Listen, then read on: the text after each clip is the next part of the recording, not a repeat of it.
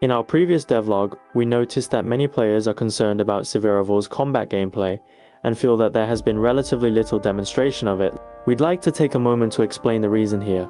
Our team is undergoing a large-scale iteration of the combat system, and we've recently finalized a more comprehensive design direction. So in this devlog, we'll be sharing the basic design concepts behind the combat. First, we want to preface this by saying that the combat gameplay in CIVIREVIVAL is still in the early stages of development, and the footage you see in the video is still far from our design expectations, so please go easy on us with the feedback. Let's start by defining what combat entails in CIVIREVIVAL. The game is divided into two types of maps, the macro strategic map and the local combat map.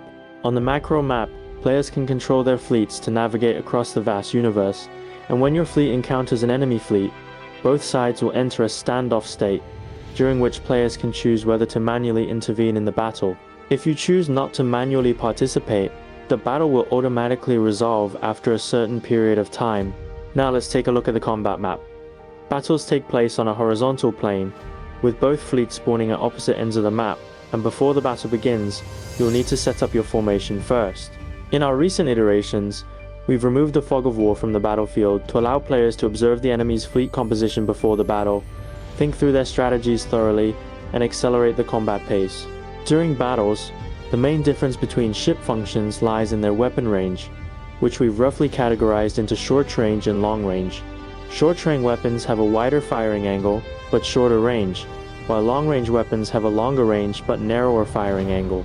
Additionally, we plan to add more types of weapons to enrich the battlefield experience, such as radiation weapons with fan-shaped AoE damage and arc weapons with splash effects, and combining different weapons with different ship hulls will create a variety of functional combinations. For example, a small frigate equipped with short-range weapons can serve as an excellent raider to disrupt the enemy's formation, or it can be equipped with long-range weapons to act as a highly mobile guerrilla unit. There's much more to the combat gameplay that we can't showcase all at once, and please add CIVIREVIVAL to your wishlist.